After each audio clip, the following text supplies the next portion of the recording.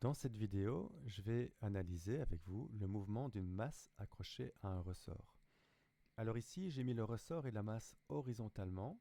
Ça me permet d'éviter de devoir m'encombrer avec le poids et, euh, et toutes les difficultés qui peuvent aller avec. Et donc ici, j'ai une masse accrochée à un ressort et la masse, je la place sur deux petites roulettes. Alors l'intérêt des roulettes, c'est de supprimer les frottements, en tout cas d'imaginer qu'il n'y en a pas. Et donc ça veut dire que la masse accrochée au ressort ne subira qu'une seule force, c'est celle que le ressort exerce sur elle. Alors j'ai dessiné ici deux forces, Fm sur R. Il s'agit de la force exercée par la masse sur le ressort.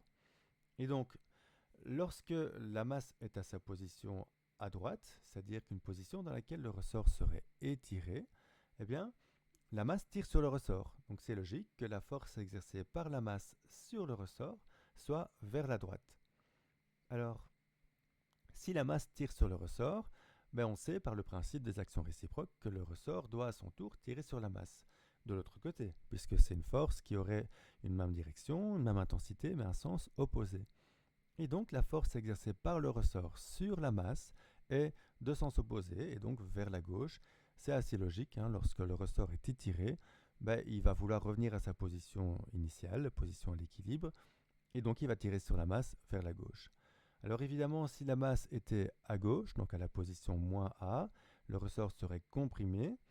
Donc ça veut dire que la masse pousserait sur le ressort vers la gauche, et le ressort, qui voudrait revenir toujours à zéro, pousserait sur la masse vers la droite. Alors regardons maintenant l'intensité de ces deux forces. Alors on a une loi, la loi de Hooke, qui nous dit que la force qu'on exerce sur un ressort est proportionnelle à l'allongement de ce ressort. Donc ça veut dire ici que la force exercée par la masse sur le ressort est égale à un nombre qu'on va appeler la constante de raideur. C'est une caractéristique du ressort qui ne change pas. Si je prends toujours le même ressort, ce sera toujours la même constante de raideur. Et puis cette constante est multipliée par y de t qui ici est bien l'allongement du ressort.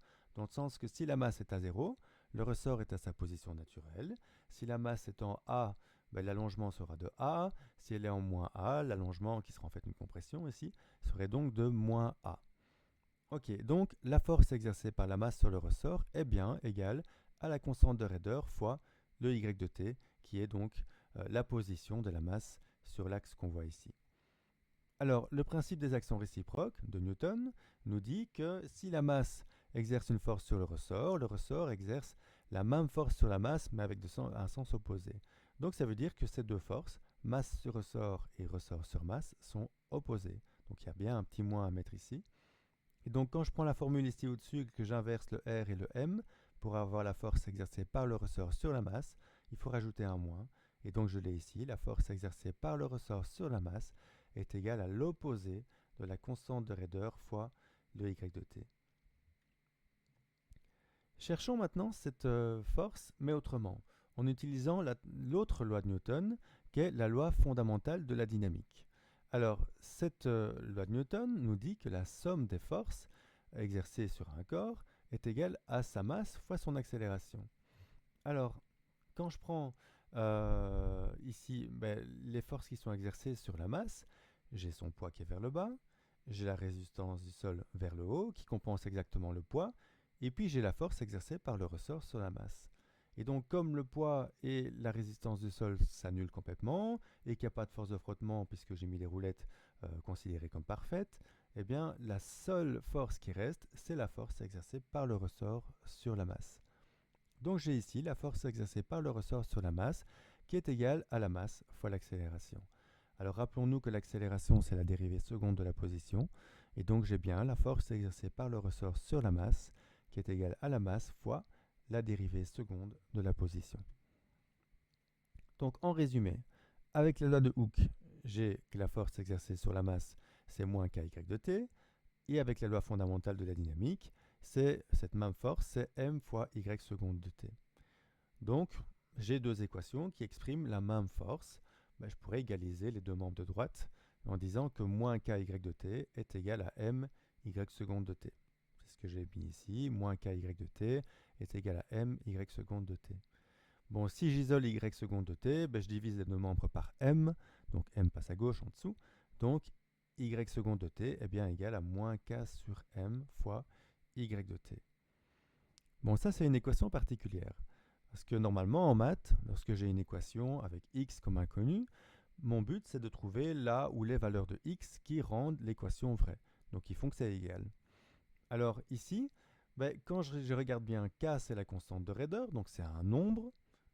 M c'est la masse, c'est aussi un nombre. Donc k et m, on peut considérer que c'est deux nombres. Donc c'est pas eux les inconnus. Les inconnus c'est y de t et y seconde de t. Mais y de t c'est une fonction. Y seconde de t aussi c'est une fonction. Donc ça veut dire qu'ici, mes inconnus sont des fonctions et pas des nombres. Donc ça veut dire que les solutions à cette équation seront l'expression de fonctions. Donc c'est une équation assez particulière, c'est la première fois qu'on en rencontre une en humanité. Et donc en fait ceci c'est une équation différentielle, on appelle ça une équation différentielle, parce que l'ensemble des solutions de cette équation différentielle, c'est un ensemble d'expressions de fonctions. Alors il y a une fonction très simple qui fonctionne, c'est y de t égale 0. Parce que la dérivée seconde de 0, c'est 0. Et donc on aurait 0 égale moins k sur m fois 0. Ce serait vrai, ce serait égal. Et une masse accrochée à un ressort au repos, c'est effectivement une solution à cette équation différentielle. Ça fonctionne. Ce n'est pas la plus intéressante. Donc on va essayer quand même d'étudier un mouvement et donc trouver une fonction qui représente un mouvement au cours du temps.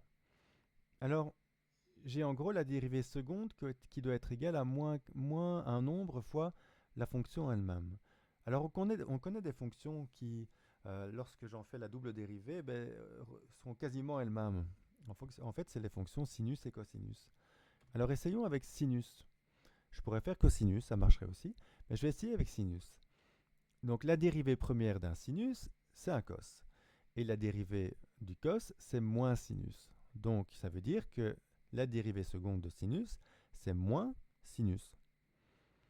Donc si je compare y de t avec y seconde de t, je vois qu'il y a juste un moins entre les deux. Donc y seconde de t, c'est moins y de t. Bon, ça ne résout pas dans mon équation différentielle, parce qu'il y a le k sur m qui manque, mais j'y suis presque quand même. Le moins y est, et donc il faudrait trouver un moyen pour avoir le k sur m. Alors, quand je prends la fonction sinus de t, je sais que si je prenais sinus de 2t par exemple, sa dérivée première, ça serait 2 fois cos de 2t, puisque je dois multiplier encore par la dérivée de ce qui est dans la parenthèse.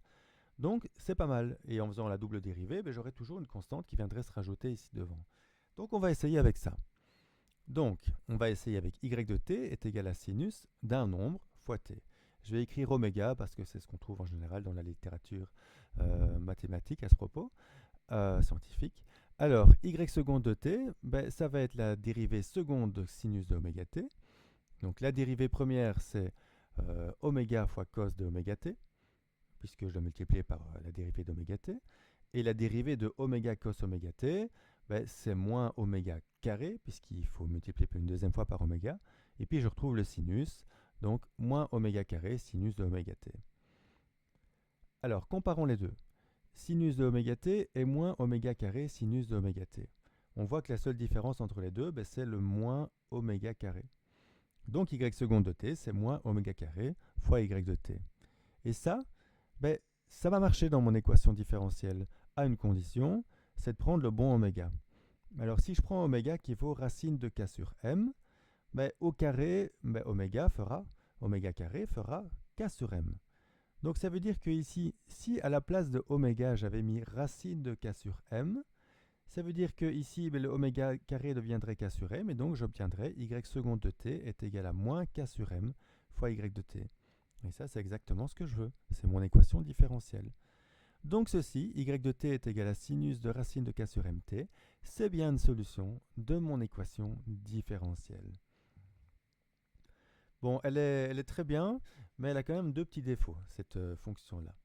Alors, premier défaut, c'est que le sinus, c'est une fonction qui varie toujours entre moins 1 et 1. Alors, reprenons notre masse accrochée au ressort. Elle variait entre, sa position variait entre moins a et a. Donc, ce n'est pas d'office moins 1, c'est moins un autre nombre. Et donc, il faudrait trouver un moyen pour que mon sinus varie entre moins a et a, plutôt qu'entre moins 1 et 1. Et ça, c'est facile, il suffit de le multiplier par a. Maintenant, autre problème, c'est qu'au temps 0, rien ne me dit que ma masse est à 0, parce que le sinus de 0, ça fait 0. Et donc il faudrait trouver un moyen pour que la masse puisse démarrer d'une autre position que 0. Peut-être de la position maximale ou minimale, ou des positions intermédiaires. Et donc dans mon sinus, il faudrait rajouter une constante pour pouvoir partir de n'importe quelle autre valeur dans le cercle trigonométrique, et donc avoir n'importe quelle autre valeur du sinus entre moins 1 et 1 pour t égale à 0. Et donc je vais améliorer un petit peu ma fonction. Je la multiplie par a, et puis je rajoute un nombre que je vais appeler phi ici. Et donc qui fait que dans le cercle trigonométrique, je démarrerai au temps 0 d'un angle phi plutôt que de l'angle 0. Et donc le sinus de phi sera pas 0, donc je peux démarrer d'une autre position que la position 0. Bon, il faut quand même vérifier que cette fonction un peu plus compliquée fonctionne toujours dans mon équation différentielle. Donc, j'en fais la dérivée seconde, donc moins a oméga carré, puisque je fais 2 fois la dérivée de ce qui est dans la parenthèse, et puis sinus de oméga t plus phi. Donc, si je compare y de t et y seconde, je vais avoir comme différence le moins, qui n'est pas dans la y de t, et le oméga carré. Donc y seconde de t, ça va être moins oméga carré fois y de t. Donc dans mon équation différentielle, ça marche comme tout à l'heure, toujours oméga égale racine carrée de k sur m. Et donc ma fonction un petit peu plus générale ici, a sinus de racine de k sur mt plus phi, c'est bien une solution de mon équation différentielle.